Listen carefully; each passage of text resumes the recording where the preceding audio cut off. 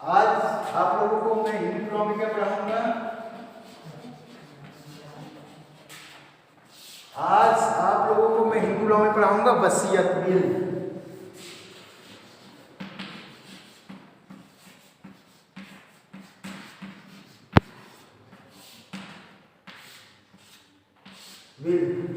वसीयत वसीयत पढ़ना है, ठीक है।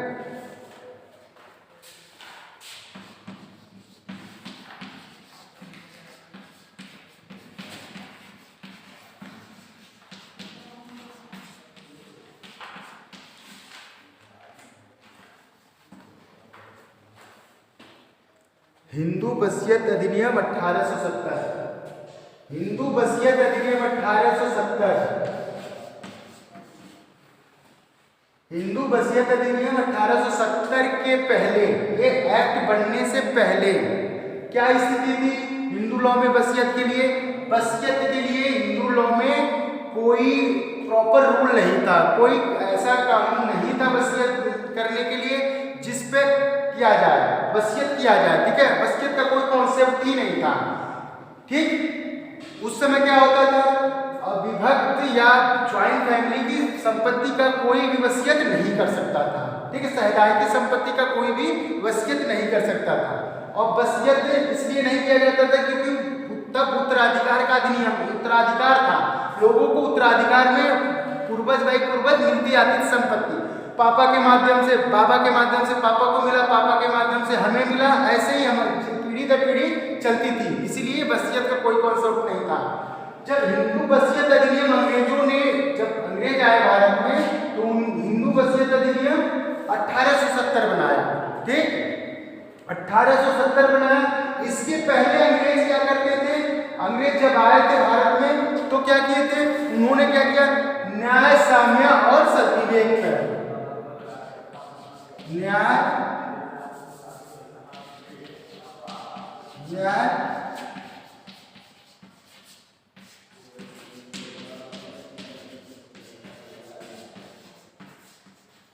न्याय साम्य और सद्विवेक पर जो भी वसीयत हुआ करती थी, वसीयत होता था, वो न्याय, साम्य और सद्विवेक पे करते थे। मतलब न्याय मतलब क्या हुआ, ठीक है, जो उचित लगे। साम्य मतलब बराबर हो सके। सद्विवेक मतलब अपने जो सेल्फ कॉन्शियस से, स्वयं के दिमाग से जो उचित लगे। जैसे क्या होता है कि देखो, पंचायत निर्णय जब देती है तो क्या करती है? उस तथ्य और परिस्थितियों को न्यायालय निर्णय देती है। बहुत से मामले में कानून नहीं है तो क्या होता है? साम्य सद्विवेक, न्याय, साम्य और सद्विवेक के आधार पर देती है।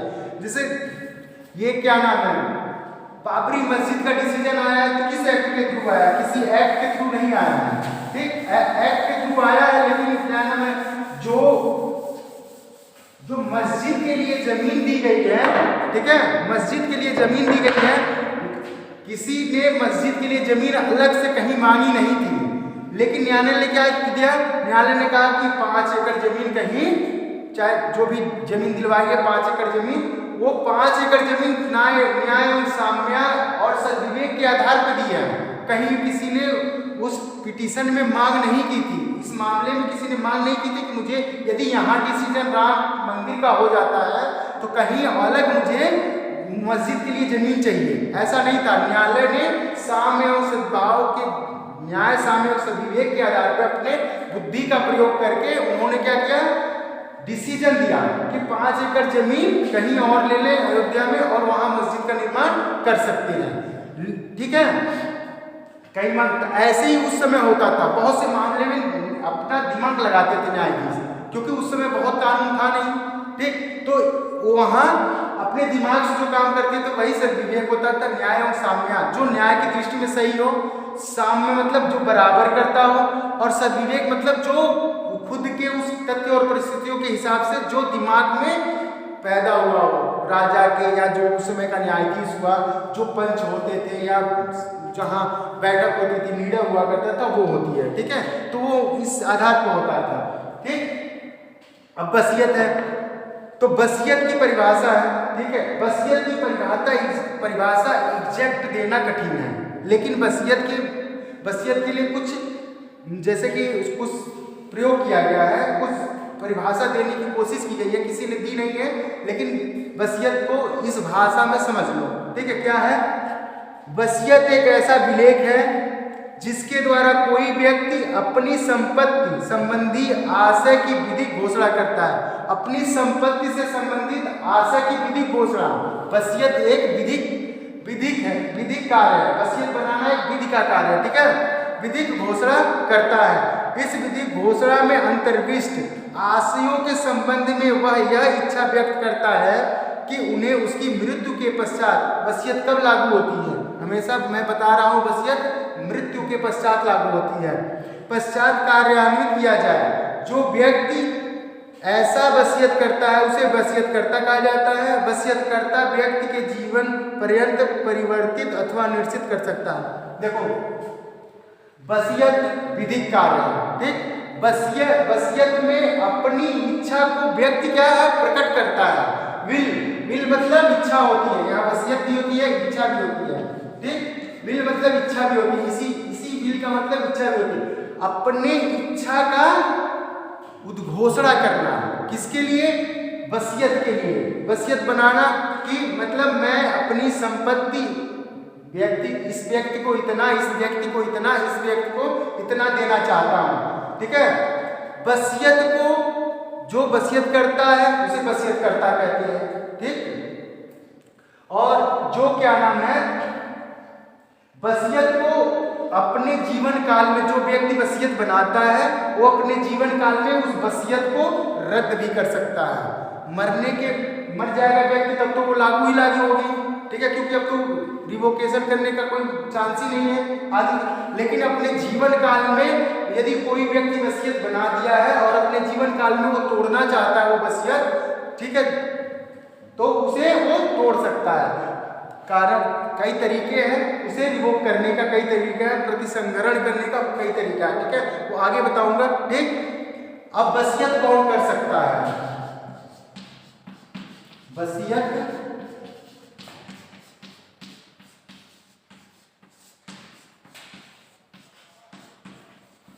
वसीयत कौन कर सकता है? वसीयत कौन कर सकता है? वसीयत करने के लिए क्या क्या आवश्यकता है? ठीक, वसीयत कौन करेगा? ठीक है, तो वसीयत कौन करेगा? पहला, हम क्या पढ़ रहे हैं? हिंदू लॉ पढ़ रहे हैं। ठीक है, हिंदू लॉ के अंतर्गत कौन आएगा? हिंदू ही आएगा। जो हिंदू है उसी पर ये वसीयत लागू होगी। अब वसीयत मुस्लिम, इस एक्ट के अंतर्गत वसीयत मुस्लिमों पर लागू नहीं होगी, उनका रूल अलग चलता है वसीयत का। ठीक है, जब हम पर्सनल लॉ पढ़ेंगे, मुस्लिम लॉ जब पढ़ेंगे तो उसमें वसीयत अलग होती है। ठीक, तो वहां अलग है, लेकिन यहाँ किसको कौन गवर्न हो रहा है? हिंदू। तो एक हिंदू को ही वसीयत करेगा। ठीक है, तो पहला क्या हो गया? व्यक्ति हिंदू होना चाहिए। क्या होना चाहिए? हिंदू होना चाहिए। जो व्यक्ति वसीयत कर रहा है वो भी हिंदू होना चाहिए, और जिस व्यक्ति के हक में वसीयत किया जा रहा है वो भी हिंदू होना चाहिए। दूसरा, वयस्क होना चाहिए। ठीक, वयस्क होना चाहिए। कोई अवयस्क बच्चा वसीयत नहीं कर सकता, वयस्क होना चाहिए। ठीक है, वयस्क होना चाहिए।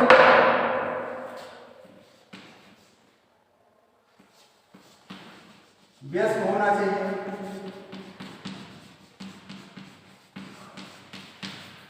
अब वयस्क होना चाहिए, तो वयस्कता की आयु क्या होती है? वयस्क व्यक्ति हम किसे कहते हैं? एक वयस्क व्यक्ति कौन होता है? जिसने 18 साल की आयु पूरी कर ली है। जिसने 18 साल की आयु पूरी कर ली है। ठीक है, ये 18 साल क्यों रखा गया? 18 साल ये माना जाता है कि 18 साल बाद व्यक्ति क्या बुद्धि का विकास हो जाता है। लेकिन 18 साल के पहले कितना भी व्यक्ति बुद्धिजीवी हो, कितना भी टैलेंट हो, लेकिन उसे वयस्क नहीं मानेंगे। और वो क्या नाम है, कुछ ऐसे कार्य हैं जो वो नहीं कर सकता, चाहे वो कितना भी बुद्धिमान हो, कितना भी सब कुछ समझता हो, लेकिन वो तब भी कर नहीं सकता, क्योंकि वयस्कता की कानून ने आपको बांध रखा है। वयस्कता की आयु 18 वर्ष है, तो 18 वर्ष के पहले कोई बच्चा वसीयत नहीं कर सकता। ठीक, क्योंकि कानून रोक रहा है। और ये 18 वर्ष की आयु किसमें दी गई है? भारतीय वयस्कता अधिनियम, भारतीय अधिनियम, भारतीय वयस्कता अधिनियम 1875, 1875 भारतीय वयस्कता अधिनियम 1875 में 18 वर्ष की भारतीय वयस्कता अधिनियम 1875 में ये बताया गया कि जब तक वयस्कता की आयु 18 वर्ष है, 18 वर्ष के बाद भी 18 वर्ष पूरा होने के बाद ही व्यक्ति वसीयत बनाएगा। ठीक है, तो कहाँ से ये गवर्न हो रहा है? कानून है, भारतीय वयस्कता अधिनियम 1875 कानून है। ये कानून है तो इस कानून का उल्लंघन नहीं होना चाहिए। ठीक है, क्योंकि कानून रोक रखा है, किसी चीज को कानून में रोका है तो आप उसके साथ जबरदस्ती नहीं कर सकते। तीसरा क्या है? स्वस्थचित होना चाहिए।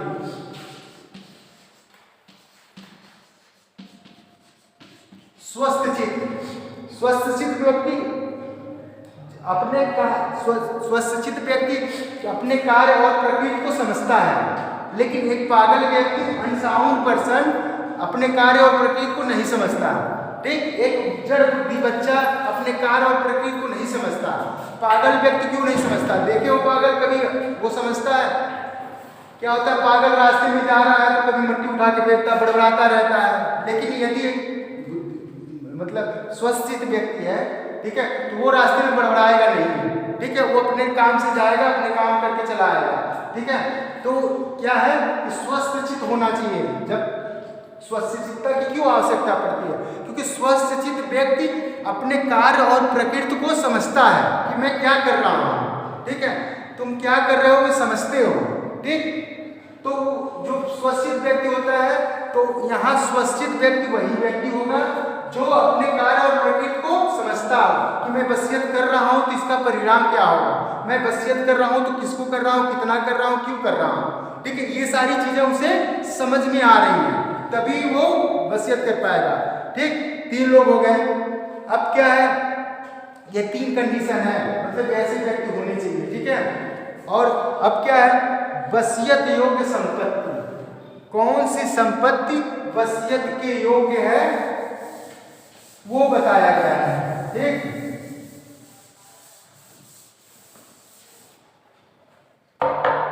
Subject matter of will.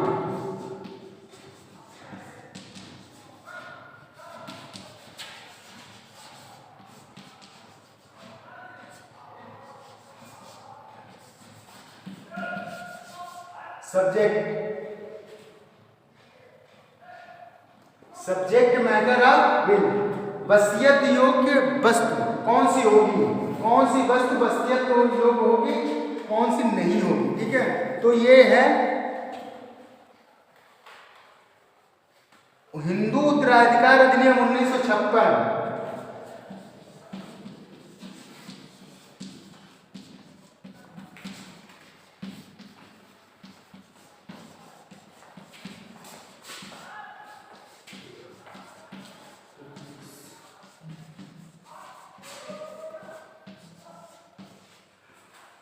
Hindu उत्तराधिकार अधिनियम 1956 की धारा 30 के अंतर्गत क्या है? पहले क्या था? हिंदू उत्तराधिकार अधिनियम 1956 के पहले क्या था? सहदायकी संपत्ति जो होती थी, सहदायकी मतलब ज्वाइंट फैमिली की संपत्ति जो होती थी, अविभक्त संपत्ति जो होती थी, उसका वसीयत कोई नहीं कर सकता था, अविभक्त संपत्ति का। लेकिन जब से ये एक्ट बन गया है तो अब क्या है? व्यक्ति यदि ज्वाइंट फैमिली में भी व्यक्ति है, ठीक, और वो अपनी सहदायकी संपत्ति के अपने हिस्से का वो वसीयत करना चाहता है तो अब कर सकता है। हिंदू उत्तराधिकार अधिनियम 1956 नहीं होगा, 1925 होगा। हिंदू उत्तराधिकार अधिनियम चलो सन नहीं है, हिंदू उत्तराधिकार अधिनियम हिंदू उत्तराधिकार अधिनियम की धारा 1930। ठीक है, 1930 में क्या है? 1930 में धारा 30 में जो है ये बताया गया है कि अब जब से ये एक्ट बन गया है, 1925 का शायद एक्ट है, सॉरी इसमें देख लेना आप लोग। ठीक, तो वो धारा 30 के आ जाने से क्या हो गया, सहदायकी संपत्ति में अविभक्त ज्वाइंट फैमिली का कोई भी सदस्य है और सहदायकी संपत्ति ज्वाइंट है, ठीक है, तो उसमें क्या करेगा वो उसकी अपने हिस्से की भी संपत्ति क्या कर सकता है, विल कर सकता है, वसीयत बना सकता है, ठीक है। और ऐसी संपत्ति का वह बयान भी कर सकता है जो ज्वाइंट फैमिली क्या है, या अपने देखो अपने द्वारा बनाई गई संपत्ति का तो कोई वसीयत दान सब कुछ कर सकता है, लेकिन यहाँ प्रश्न है सहदायकी संपत्ति में। तो सहदायकी संपत्ति का जो अविभक्त परिवार का हिंदू है वो अपने सहदायकी संपत्ति में जितनी संपत्ति उसके हिस्से की है वो उसकी वसीयत कर सकता है। प्राचीन समय में नहीं था, क्योंकि प्राचीन समय में ये कहा जाता था कि यदि बच्चे का भरण पोषण करना है तो उसी संपत्ति से होती थी, लेकिन यदि यहाँ वो वसीयत होती है तो जो जिसके पक्ष में वसीयत की जाती है और किसी बच्चे के भरण पोषण या महिला के भरण पोषण की बात उस संपत्ति पे भार है, तो जो वसीयत में प्राप्त करता है वो उसका भरण पोषण उसी प्रकार करेगा जैसे उसका नेचुरल गार्जियन करता, ठीक है। अब क्या है, अब निम्नलिखित संपत्तियां जो हैं वो क्या है, वसीयत द्वारा बयानित की जा सकती है। पहला क्या है, वसीयतकर्ता अपनी पृथक और स्व अर्जित संपत्ति के संबंध में वसीयत बना सकता है, ठीक। स्व अर्जित संपत्ति मतलब खुद से कमाई हुई, खरीदी गई, बनाई गई, ठीक। और यदि सहदायकी संपत्ति है, दाय भाग वाली संपत्ति है, तो उसका क्या होगा वो आगे दिया गया, पहला होगा। दूसरा, दाय भाग की शाखा के अंतर्गत अपने पैतृक या स्वअर्जित संपत्ति, दाय भाग की शाखा के अंतर्गत, दाय भाग ज्वाइंट फैमिली के अंतर्गत जो उसका अधिकार बनता है तो उस संपत्ति का भी वो वसीयत कर सकता है। और स्वअर्जित संपत्ति है, स्वअर्जित संपत्ति है मतलब पूर्वजों से न मिली हो और अपने खुद बनाई गई हो संपत्ति, ठीक, अपने द्वारा खरीदी गई हो, तो उस संपत्ति का वो वसीयत कर सकता है। तीसरा क्या है, दाय भाग शाखा के अंतर्गत सहदायकी की अपने सहदायकी संपत्ति में अपने अंश का हिस्सा, पहले से मैं बता रहा हूँ अपने अंश का जितना हिस्सा है सहदायकी संपत्ति में, सहदायकी संपत्ति यहाँ जब भी आएगी तो ज्वाइंट फैमिली से बात हो रही है, ज्वाइंट फैमिली में हो रही है, तो ज्वाइंट फैमिली जितना अपना उसका हिस्सा आ रहा है उतने का वो अपने विल कर सकता है, दूसरी संपत्ति का क्या वो विल या वसीयत कर सकता है, ठीक। चौथा क्या है, मिताक्षरा शाखा के अंतर्गत सहदायकी संपत्ति में अपने अविभक्त हित का, मिताक्षरा शाखा के अंतर्गत जो सहदायकी संपत्ति होती है उसके अंतर्गत भी कोई व्यक्ति विल बना सकता है, वसीयत बना सकता है, ठीक। अब एक हेड है आपका अनबर्न चाइल्ड के मामले में।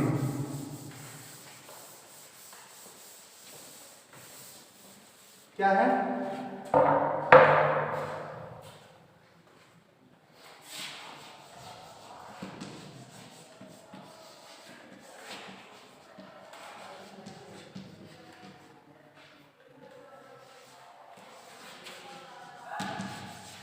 अनबर्न चाइल्ड, अजन्मे शिशु के संबंध में वसीयत क्या होगी, अजन्मे व्यक्ति के संबंध में वसीयत क्या होगी। यहाँ अजन्मे व्यक्ति पहले जब क्या होता था, पहले कानून था कि अजन्मे व्यक्ति का कोई हित नहीं होता था, दान में भी मैं बता चुका हूँ, वसीयत में यदि अजन्मा व्यक्ति है तो उसके लिए वसीयत नहीं बनाई जाती थी प्राचीन समय में, ठीक है, पहले नहीं बनाई जाती थी, ठीक। और ये केस आए थी टैगोर बनाम टैगोर,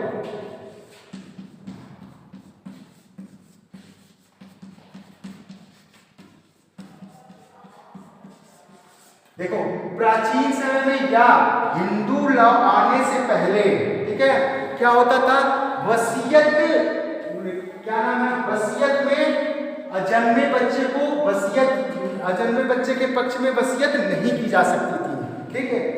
ये प्रीवी काउंसिल का निर्णय है, टैगोर बनाम टैगोर जो है ये प्रीवी काउंसिल का निर्णय है, इसमें साफ कहा गया था, और ये कब का है, 1872 का है, 1872।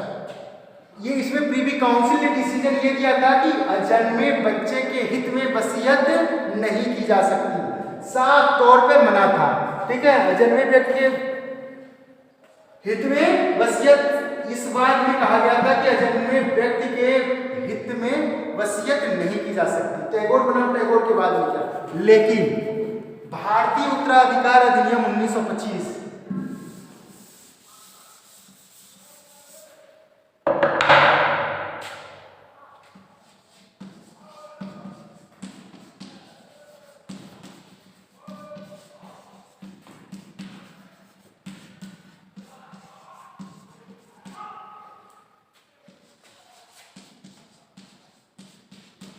भारतीय उत्तराधिकार अधिनियम 1925 की धारा 113 के अंतर्गत अब क्या है, नियम चेंज हो गया है। नियम चेंज हो गया है। क्या हो गया है, 113 के अंतर्गत ये कह दिया गया है कि कोई व्यक्ति, कोई हिंदू अजन्मे व्यक्ति के हित में वसीयत कर सकता है, लेकिन वसीयत करने से पहले उसे न्यासी बनाना पड़ेगा। किसी को किसी के हित में न्यास सृजित करना पड़ेगा। ठीक, ट्रस्टी बना के उसके जीवन काल में अजन्मे व्यक्ति को पैदा होना होता है। जैसे कि किसी को ट्रस्टी बना दिया गया तो वो जीवित है, उसी बीच में उसे पैदा होना चाहिए। ठीक, तो अजन्मे व्यक्ति का जो व्यक्ति पैदा हो जाएगा उसका हित प्राप्त हो जाएगा। भारतीय उत्तराधिकार अधिनियम 1925 की धारा 113 के अंतर्गत, ठीक है, ये प्रावधान कर दिया गया है कि अजन्मे व्यक्ति के हित में भी वसीयत किया जा सकता है, लेकिन उसके पहले किसी के हित में न्यासी बनाना पड़ेगा किसी को। ठीक है, न्यास सृजित करना पड़ेगा। ठीक, तब जाके ये वसीयत वैध मानी जाएगी। ठीक, अब वसीयत का रिवोकेशन, प्रतिसंहरण।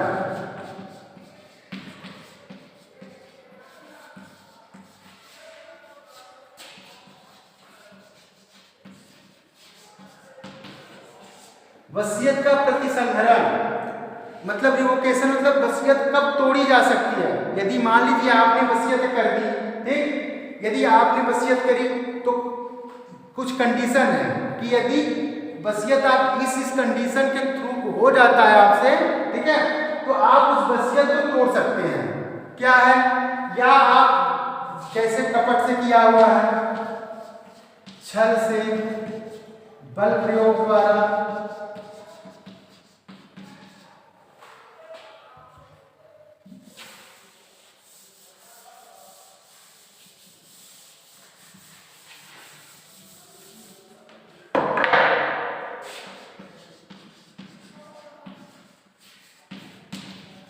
रिवोकेशन कब होगा।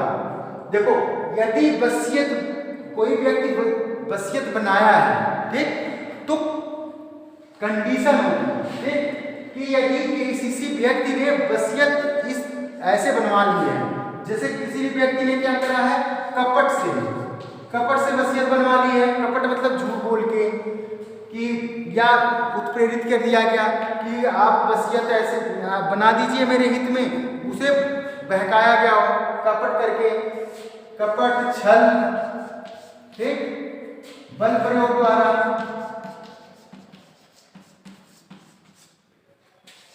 ठीक, बल प्रयोग द्वारा। बल प्रयोग में है धमकी दिया, तुमने अपने बाप को धमकी दे दिया कि नहीं, अपने पिताजी को धमकी दिया कि मेरे हित में वसीयत नहीं बनाओगे तो मैं जान से मार दूंगा। ठीक, तो वसीयत ऐसे ही बना दिया गया है, बल द्वारा, छल द्वारा, कपट द्वारा, ठीक है, ठीक, प्रयोग किया जा रहा है। ठीक, ऐसा यदि ऐसा करके किसी ने वसीयत बनवाई है तो जो वसीयत बनाता है वो वसीयत को तोड़ सकता है। अब वसीयत को कैसे तोड़ेगा, ठीक है, ठीक, वसीयत का प्रतिसंहरण करेगा। ठीक, भारतीय उत्तराधिकार अधिनियम की धारा 70 में प्रतिसंहरण होगा। सेक्शन 70 में उत्तराधिकार अधिनियम की धारा 70 में क्या क्या कंडीशन बताई गई है। विवाह होने से, यदि किसी व्यक्ति का विवाह हो गया है, ठीक, और वो वसीयत बना चुका है, तो विवाह हो गया तो अब हिस्सेदार क्या हो जाएगी, बीवी भी हो जाएगी। ठीक है, भरण पोषण का दायित्व हो जाता है। तो विवाह होने पर, हालांकि आगे चल के केसों में कहा गया है विवाह होने से कोई वसीयत इनवैलिड नहीं होगी, लेकिन क्या है कि यहाँ सेक्शन 70 बता दिया है भारतीय उत्तराधिकार अधिनियम में कि विवाह होने पर वसीयत को रिवोक करा दिया जाएगा। दूसरा है दूसरे वसीयत के निर्माण द्वारा। यदि आपने पहली वसीयत बनाई, ठीक, उसके बाद आप चाहते हैं कि मैं और को नया वसीयत बना के किसी और को हिस्सेदार बना दूं, तो पहली वसीयत अपने आप खत्म हो जाएगी। पहली वसीयत को आपको तोड़ना पड़ेगा, ठीक है। तीसरा क्या है, लिख कर करने के द्वारा। यदि वसीयत जो बना दिया गया है उसका प्रतिसंहरण लिखित द्वारा आप कह रहे हैं कि इस वसीयत को प्रतिसंहरित कर दिया जाए, यानी तोड़ दिया जाए, ठीक, तो ऐसा करके हो जाएगा, ठीक। चौथा है, वसीयत को फाड़कर, जलाकर या अन्य किसी रीत से नष्ट कर।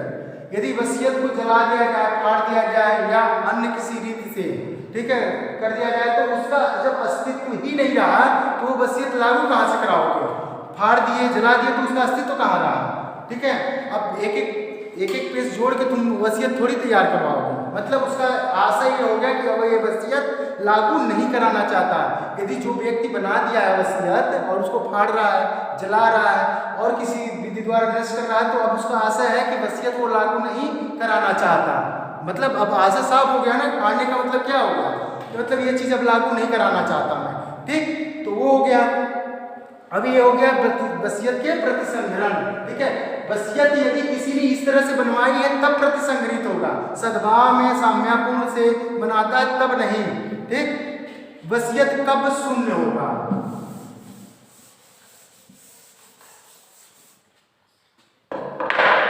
वसीयत कब गायब होगा? शून्य होगा, ठीक।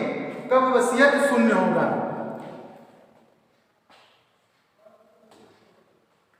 यदि वसीयत के जो वसीयत करता है वसीयत का निष्पादन करता है और उसकी आयु नहीं हुई है, ठीक है, 18 वर्ष नहीं हुई है और उसने वसीयत बना दी, तो ऐसे वसीयत शून्य होंगे, ठीक है। और ये जो छल से, बल से और क्या नाम है, कपट द्वारा प्राप्त की गई है, वसीयत बनवाई गई है, उसको पहले शून्यकरणी करवाया जाता है। पहले तुमने कॉन्ट्रैक्ट पढ़ा होगा तो उसमें पहले शून्यकरणी करवाएगा, एक पक्ष जाएगा, पीड़ित पक्ष जाएगा कि मैं ये गलती से हो गया है या मुझसे छल से करवाया गया है, कपट से करवाया गया है या बल प्रयोग करके करवाया गया है, तो उसे शून्यकरणी करवाएगा और शून्यकरणी जब हो जाएगा तो वो अपने आप शून्य हो जाएगा, ठीक है। तो ये सब कंडीशन है कब वसीयत शून्य कराना, वसीयत शून्य हो जाएगी, ठीक है। एक है मीनिंग ऑफ कोडिसिल, इस सिलेबस में है कोडिसिल। कोडिसिल मतलब होता है उपदित्सा,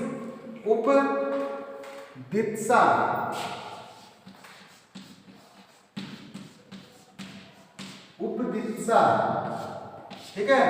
कोडिकिल है, कोडिकिल है, कोडिकिल मतलब होता है उपदित्सा, मतलब उपदित्सा क्या होती है, ठीक है, ये वसीयत में ही होता है, ठीक है। वसीयत में क्या होता है मैं पढ़ देता हूं।